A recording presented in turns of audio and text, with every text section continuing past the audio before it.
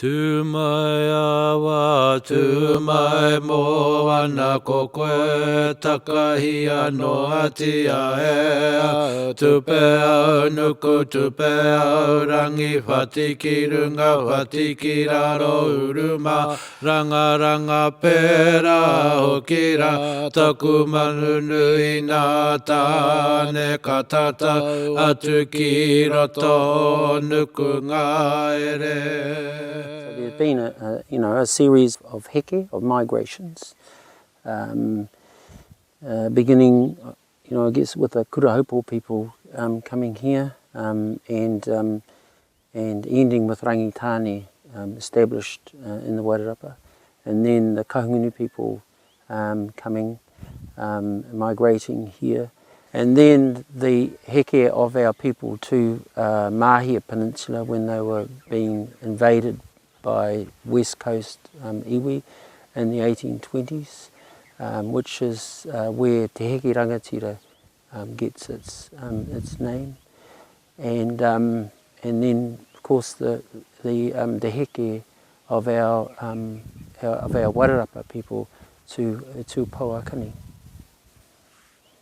What I want to say about the Wairarapa Moana is that it's a changing landscape. What we see today as the lake and the rivers that feed into it have changed over time and seasonally changed and still change today, even though they've been largely altered by the water catchment board of the last century and the farming development that's happened in the area. However, the history of the area is much, much older. I'm standing in a trench, the outer trench of this pā site. Beside me is the bank and yet another trench.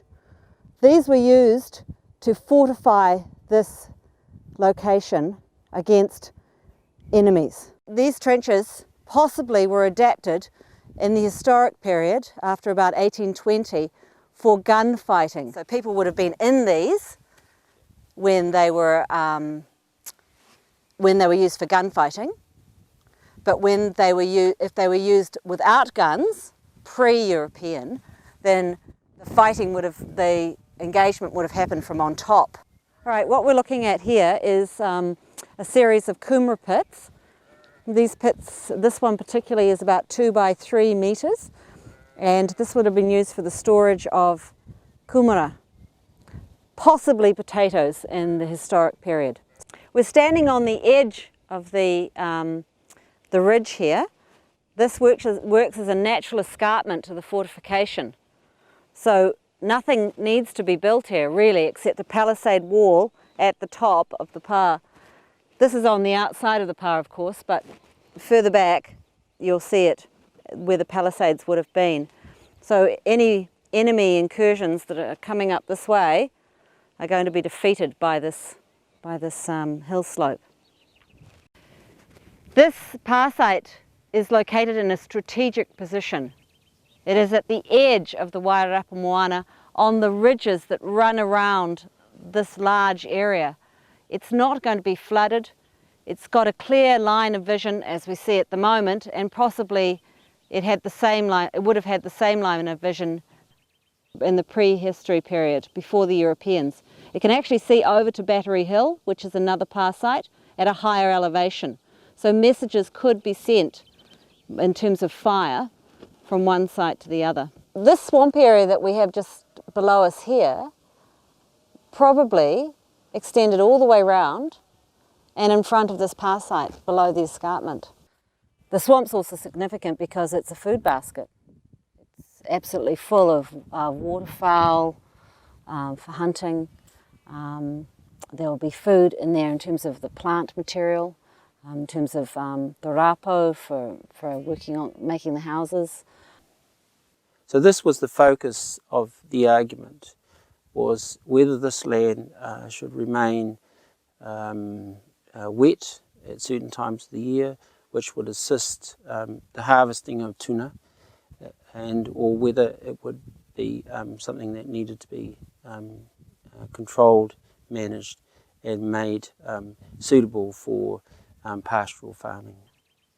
I can certainly understand the tensions between tangata whenua and the settlers or the farmers Because from the Maori point of view, they relied on the flood and flush, the cycle, for that, and it was ideal. It refreshed the land, it made great breeding, spawning grounds for all classes, all types of aquatic life. But when the land was sold and settlers wanted to farm it, the last thing that they wanted to do was for the animals to get wet feet and to drown and so forth. So there were two competing and entirely opposite points of view for the use of the lake. Tiro tiro ka ua uki marae kai ngā era. I'm 5th generation on the Matthews side and 4th generation on the Donald side. When did the Matthews arrive here? I think it was 1840 something. Charles Matthews, he didn't actually live at Wairarapa, but Alfred was the first one to live there. So in that first generation of Yes. settlers? Yes, they were. Yeah, the first ones to settle in this area, really. They rode around the coast, or walked around the coast. Taku aroha ki ngā tai, e ngunguru era. That when the first settlers came to the Wairarapa, they entered into leasehold arrangements with Maori, which suited both parties, and everybody was happy. Everyone except the government, who needed to be able to buy land cheaply and to sell it at a greater rate, so that they would have money from the profit to be able to operate. People in around 1853 decided to sell their land to the government, to the Crown. So this put placed the relationship between the settlers and the Māori on a different basis. When the lands were sold, there were assurances given that Māori would always retain their rights to manage the lake. The settlers formed a river board, which was actually illegal, and they tried to force the water passage out to sea. So there were lots of tensions between that developed in the 1880s between our people and the settlers at that stage.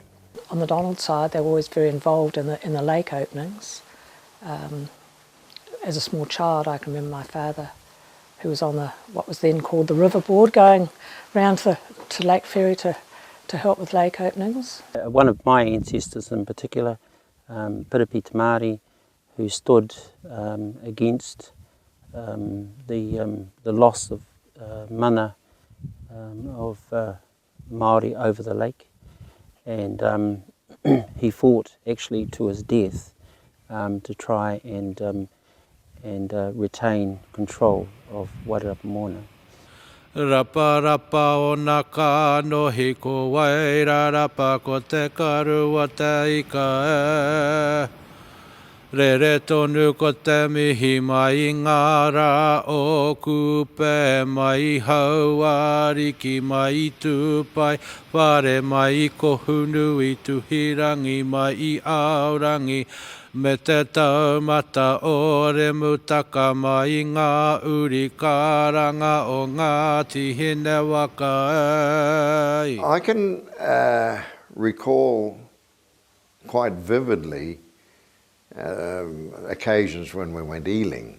It was at the time of the annual migratory run of the eels, when they leave their areas, go down through the lake and out into the Pacific to wherever it is that they go to spawn. The lake would increase in size to, I believe, more than double, and it could come up right up as far as the water would be covered up right up behind Martinbury on occasions, and certainly around the lower valley to Tarata area. That would be the time, of course, when the eels would be wanting to run out, to go out to sea. Can't do it because of the lake being blocked. Local Maori population, all the various hapa would go out and collect eels at that time. On one occasion we went out and it was night time. We'd arm ourselves with shovels and sacks, dig a trench from the lake edge into the spit. We'd all sit around and wait for a while. We would be very quiet and we wouldn't stamp your feet so much because eels, we felt that the eels would be able to feel the presence of people.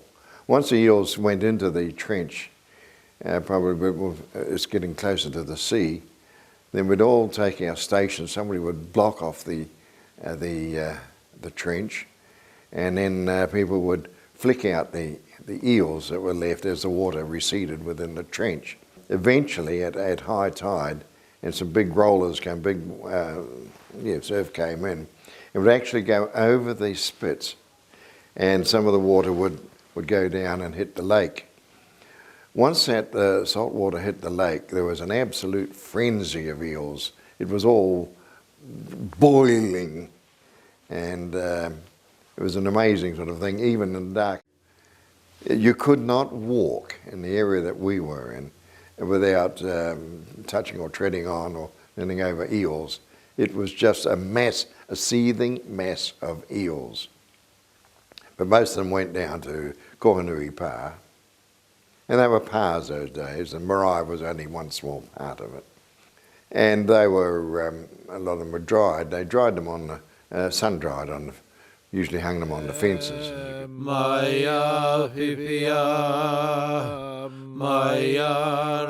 And like the kōrero on here is to do with us, the te hekinga, because this was actually, Uncle and them named this te hekinga. And it was to do with the migration. And because our people down in Wairarapa were famous and still are for the eels, the tuna. And you'll see the nets and the eels. And it's to sort of represent us too as people migrating. And just like the tuna does. This wakatawa that's behind me is the taurapa, tauihu, and the taurapa is down in Papawai. They both come from the tōtara tree, one tōtara tree, from up at Paokani block, cut in half.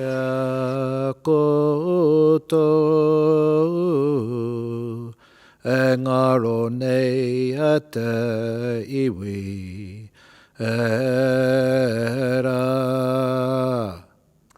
So this is the Paokani tōtara tree, the largest tōtara in existence.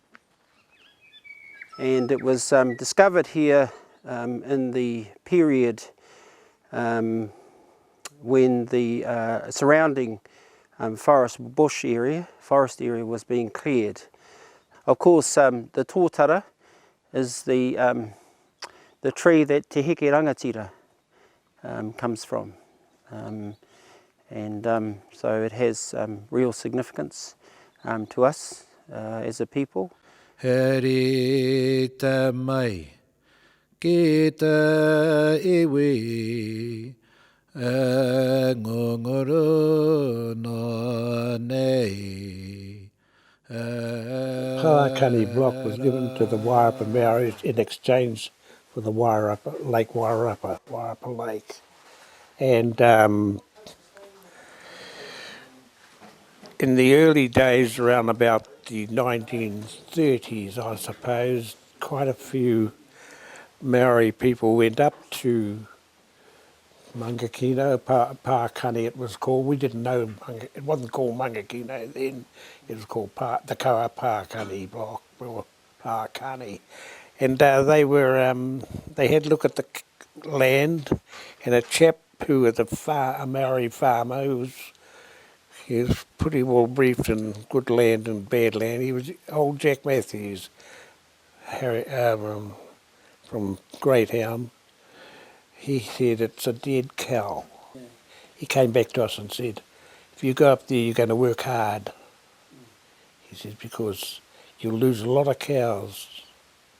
And Helly was right too.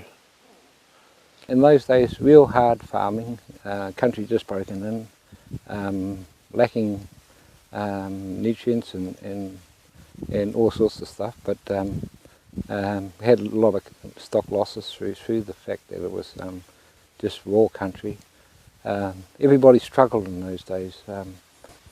Where you got the pumice, cows were dying of sleepy sickness, and that was due to lack of cobalt. Now cobalt was deficient in this area, all the volcanic area. And my herd was the most miserable looking herd you could ever get. They looked like yearlings, but they were heifers, in-calf heifers. They must have bought them cheap from some cheap sale in Taranaki. I'd never seen so much ragwort in my life. The rehab were fortunate, but the state advances, the taxpayer, of course, they had contractors in spraying these, and they got that done free. The government helped them. For ragwort and all that, the government helped them because the brave boys that went away and fought the war. And we silly buggers who went and fought the war from the Maori Affairs block, they said, "Oh, you got your land for nothing." We didn't. It was swapped. And that's why we had to farm the way we did. And we never got much help as far as helicopter spraying weeds or anything like that. They classified us as though we were a lot of dumb Maoris. They didn't have an occupation, and farming was the only way to get us into work. That's what the attitude, I reckon, administrators of the government took those days. But it looked so good, and it was good. If it was farmed the way we want, if we were given the same opportunity as anyone else. Like but we just didn't have to have a deposit. But the 3 years we spent on the budget was enough deposit anyway. £5 a week deposit, budget. At a place there where the average worker was getting £12 to £15 a week, the shopkeepers looked at us and they shook their heads. They wouldn't give me credit. But that farm that I had at Mitchell's Road, I'd have it back tomorrow if I could. It was a good farm. If we were treated right, I would have been still there today. We couldn't leave our farms to our kids. That's another reason why I went to Wolf. Well, you buy a farm and you build it up for one of your family anyway. It's a family farm. And we were hoping, and I think the whole of Wairarapa were hoping that'd happen. If we sold it to our kids, they'd have to turn around and start all over again, budget and all that crap. But they'd have to have a deposit to put on it. So I thought, this is no good to me, I'm getting out of it. Pine te kura, hau te kura, hana ke te kura I raro ia warua, ko te kura nui, ko te kura roa, ko te kura o tauhiti ngātu haepo. I should say that land around the lake is different. It's not pumice. It's clay, good clay soil, good clay and river type soil. Whereas that land up at Pakani, it was just pumice. It had to be developed, really developed.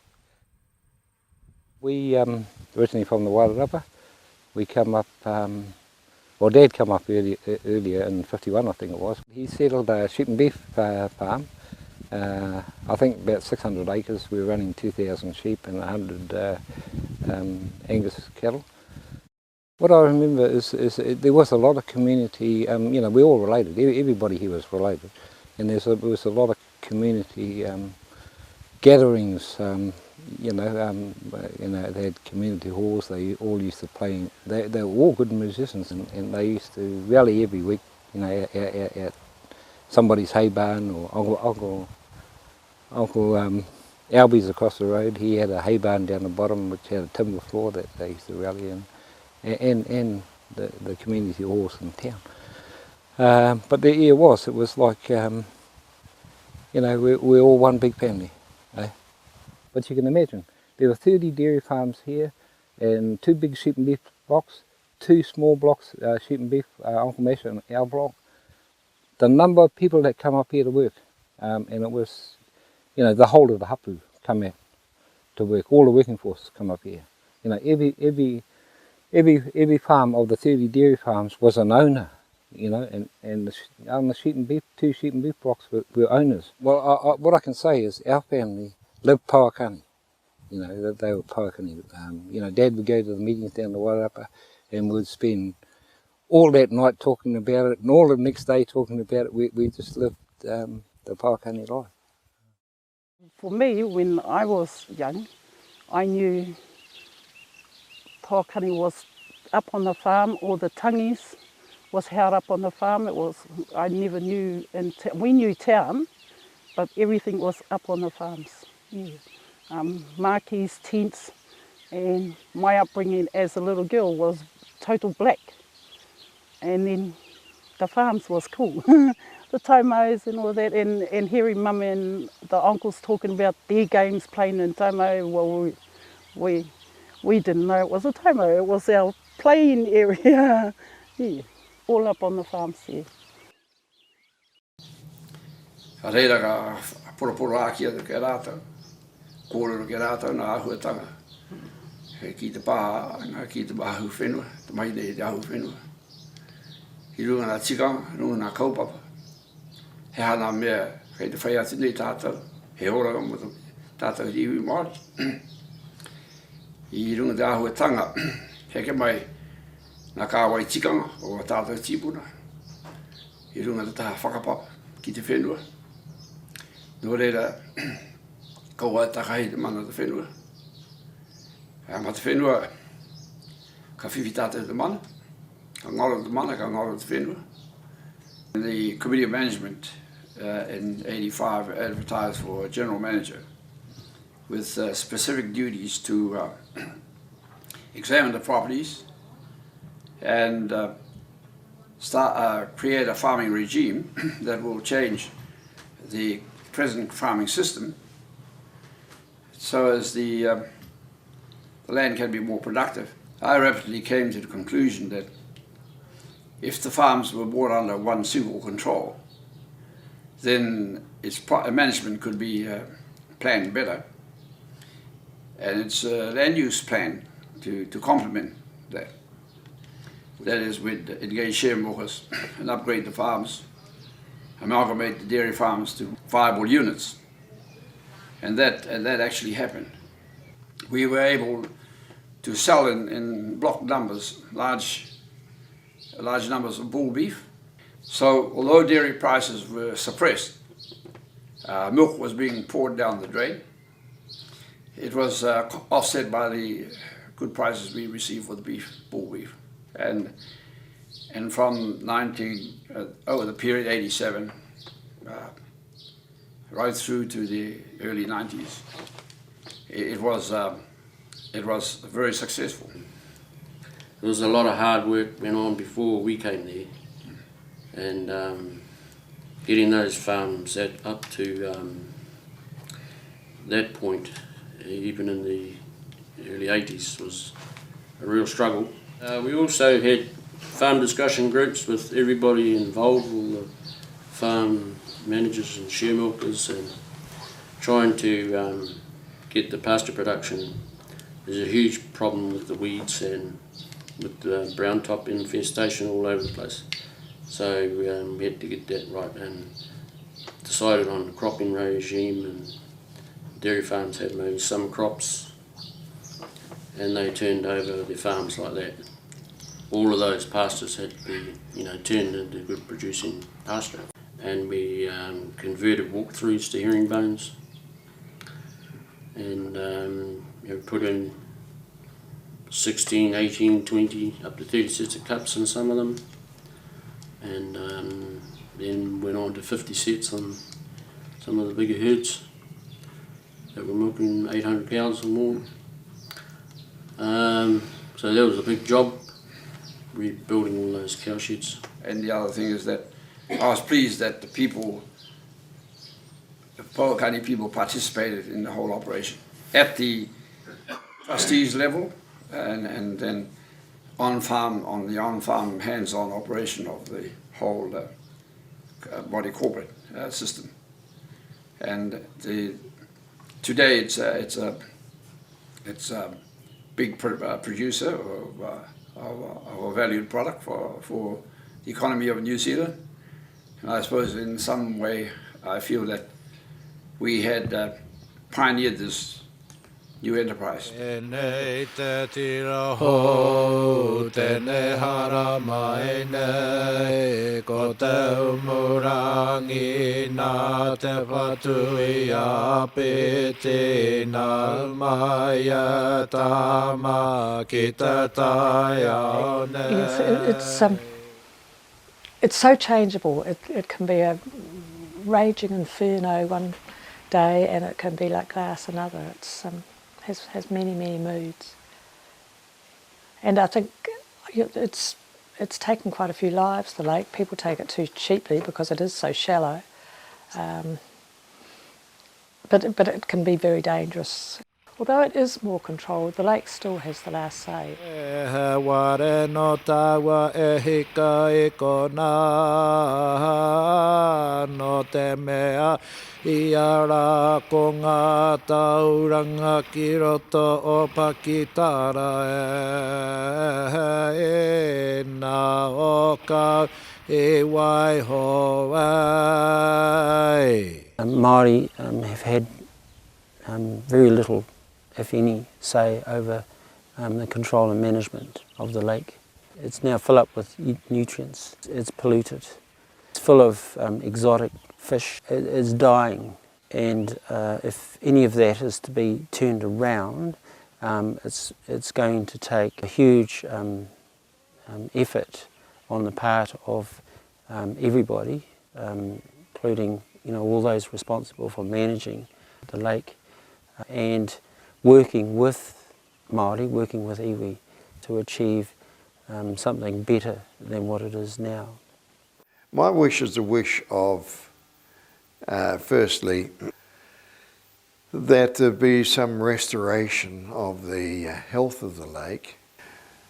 They've gone as far as to say this is a 500-year project that we've undertaken. They have recognition of the fact that there will be some changes once a treaty settlement has been made.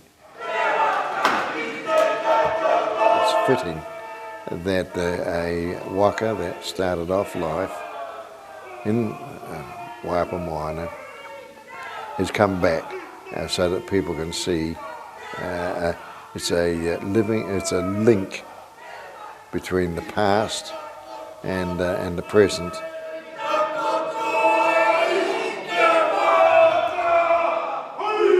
Tēnei mātau o te Wairarapa o ngā tika hungunu o rangi tāne tuku tonu ana I ngā wānanga uru tipua uru tāwhito uru mātua ki atu ki a mau ki a mātaho ei.